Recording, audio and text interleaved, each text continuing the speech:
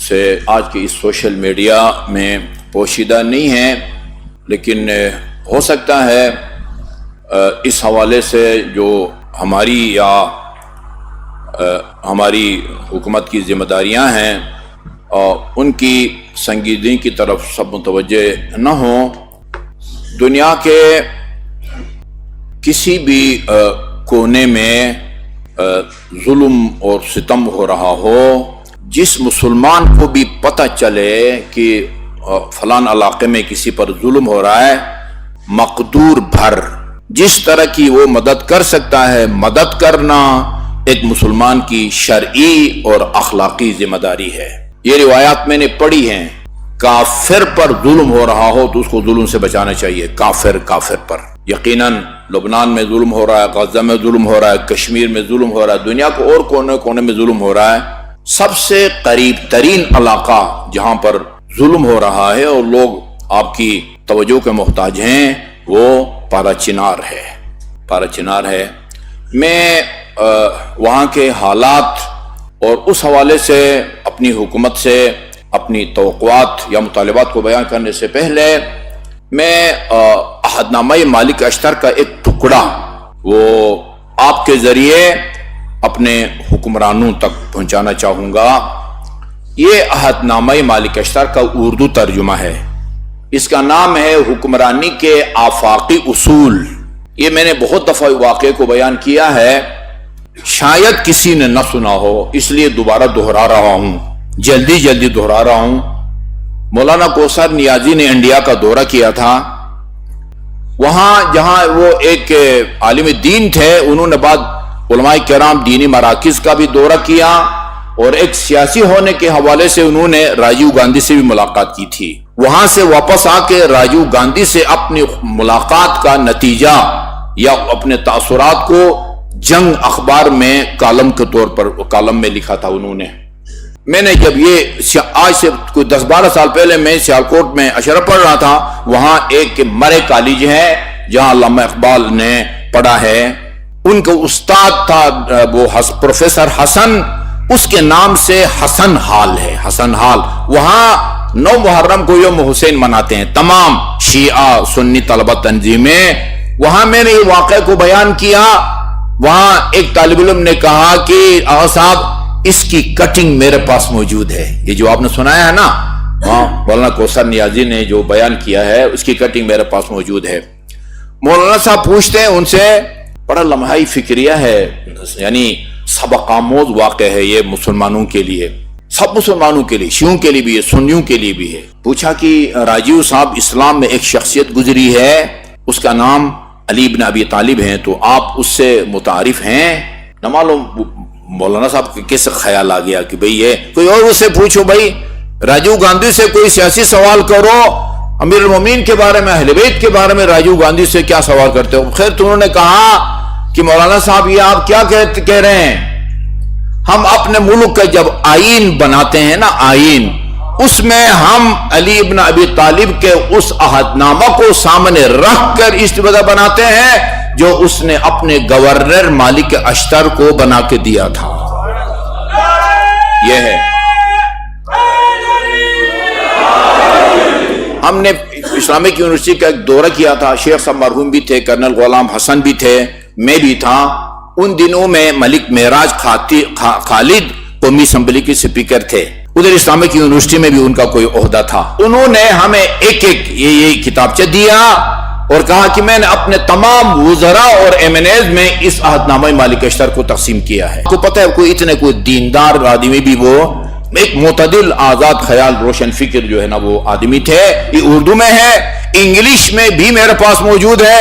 قائد اعظم رحمت اللہ علیہ نے قیام پاکستان کے بعد علامہ رشید ترابی رحمت اللہ علیہ سے کہا کہ فوراً آپ اس کا ترجمہ کریں۔ مقدمے میں لکھا ہے کراچی کے فلان ہوٹل میں انہوں نے مجھے کمرہ لے کے دیا اور کہا کہ فوراً جو ہے نا آپ پہلی فرصت میں اس کا انگلش میں ترجمہ کریں۔ انگلش میں ترجمہ بھی موجود ہے اور یہ اردو ترجمہ ہے میرے پاس، حکمرانی کے آفاقی اصول کے ایک ٹکڑا وہ میں آپ کو سناتا ہوں۔ پہلے اس کا پورا عربی متن پڑھتا ہوں.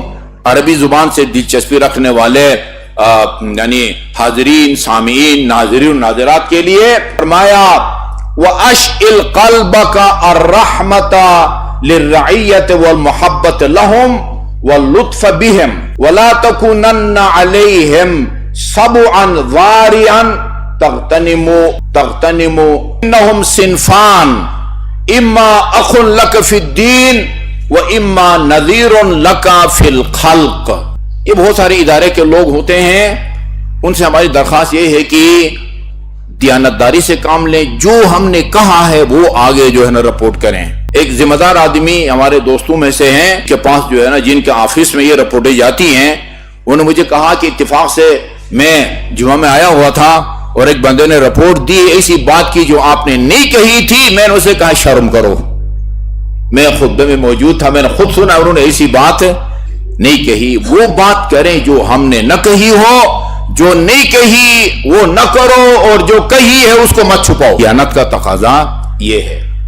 اما نذیر لک فی الخلق یفرط منہم الزلل تعرض لهم العلل یوتا علی ایدیہم فی العمد والخطا فاعطیہم من عفوک وصفحک مثل الذي تحب ان يعطيك الله من عفوه وصفحه فإنك فوقهم وولي الأمر عليك فوقك والله فوق من والله.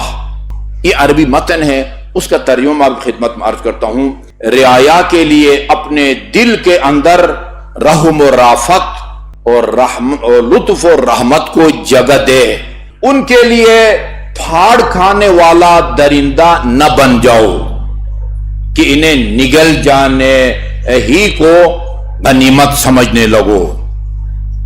اس لیے کہ رعایا میں دو قسم کے لوگ ہیں. یہ پورے ٹکڑے کو بیان کرنے کا مقصد یہ جملہ ہے، یہ اس جملے کو سنانا ہے. یہ رعایا میں دو قسم کے لوگ ہیں. ایک تو تمہارے دینی بھائی مذہبی بھائی، تو سنی ہے تو وہ بھی سنی، وہ شیعہ ہے تو وہ بھی شیعہ.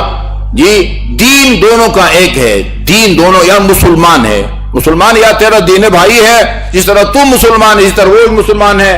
اور دوسرے تمہاری جیسی مخلوق خدا.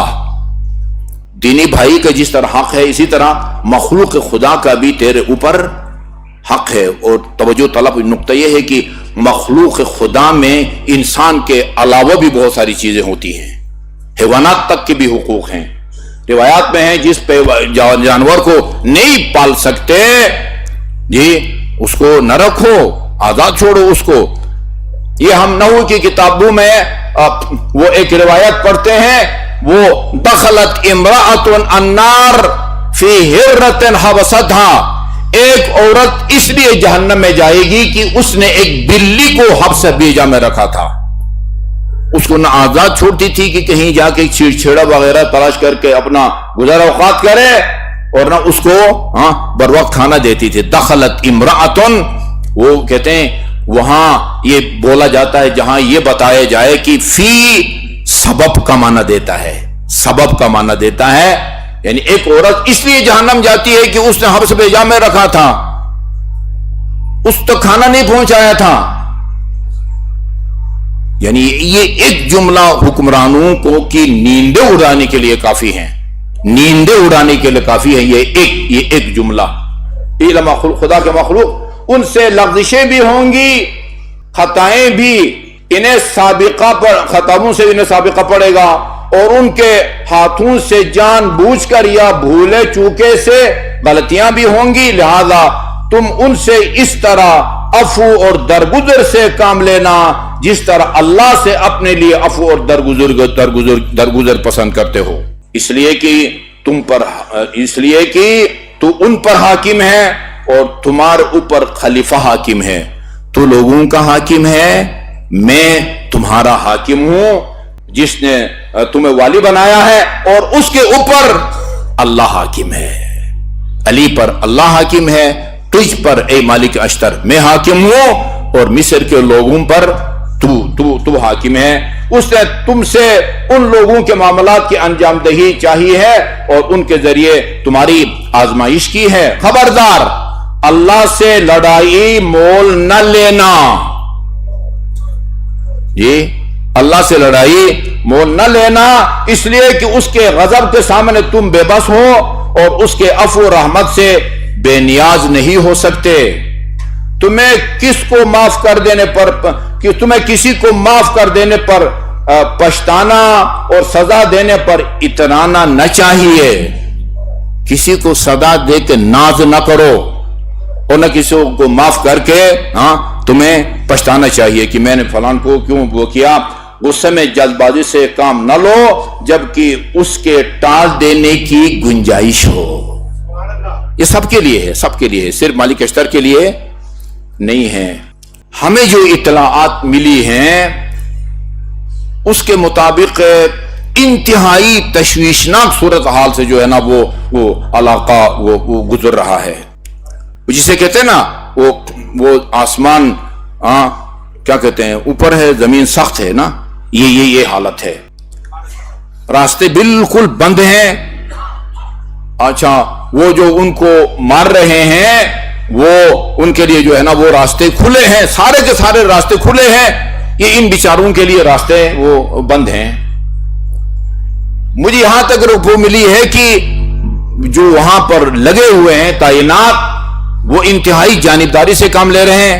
بعض علاقوں میں سرکاری طور پر راشن تقسیم کیا جا رہا ہے۔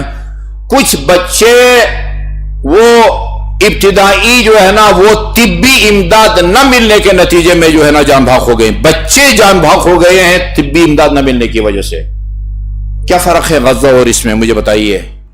راستے میں قانون نافذ کرنے والے کی گاڑیوں کی تلاشی لی جا رہی ہے، قانون نافذ کرنے والے اداروں کی جو گاڑیاں ہیں ان کی تلاشی لی جا رہی ہے۔ یہ کس طرح کا علاقہ ہے؟ الحمدللہ جو ہمارا ازلی دشمن ہے اس کی فوجی طاقت ہم سے کتنی گنا زیادہ ہے؟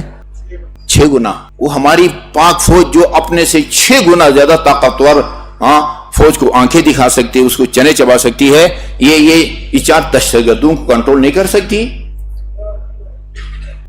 حکومت وہاں کی حکومت، سرحد کی حکومت اگر بے بس ہے وہ پاک فوج کی مدد لے، ان کو صرف وہ نالوں کی صفائی کے لیے بلاتے ہو، یہ کام رہ گیا ہے ان کا، یہ ان کی توہین ہے۔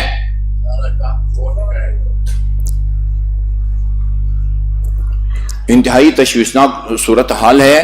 اگر آپ یعنی کوئی چندہ جمع کر کے بھیجوا بھی دیں، وہاں دوائیاں ہے ہی نہیں، پیسہ تو نہیں کھائے گا نا وہ بچہ، چیز کھائے گا، دوائی کھائے گا، سبزی نہیں ہے، آٹا نہیں ہے، پیٹرول نہیں ہے، سبزی نہیں ہے، دوائیاں نہیں ہے، تو نقد پیسے سے وہ کیا بنے گا؟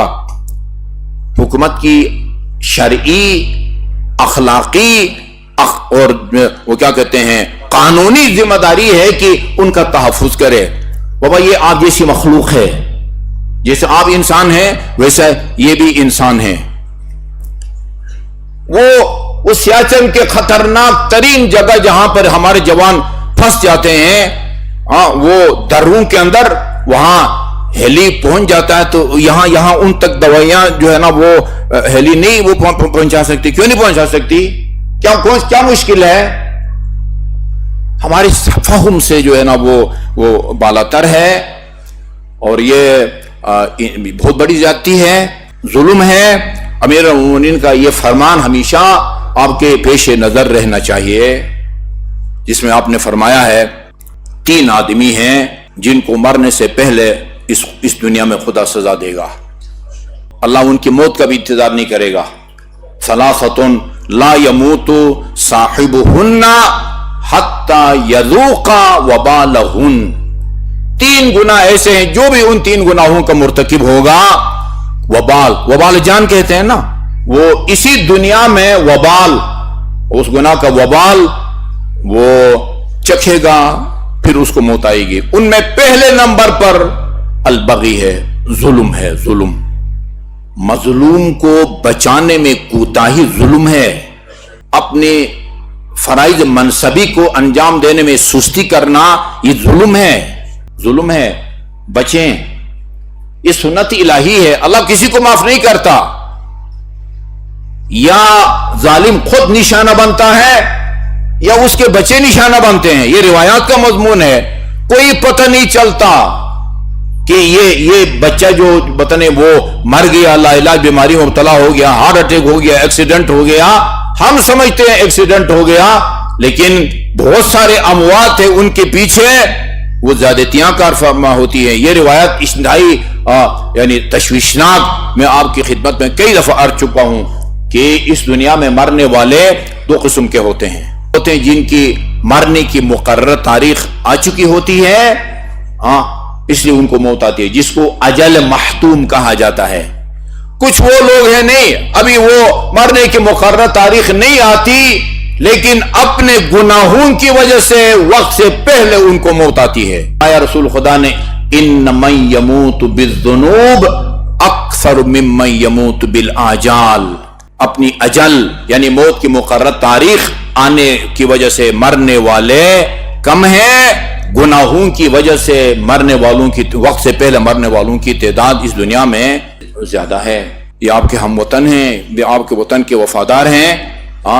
ان کی خبر لے لیں قبل اس کے کہ یہ موت سے پہلے جو ہے نا وہ عذاب الہی کے نشانہ بنے. انتہائی جو ہے نا وہ تشویشناک صورتحال ہے.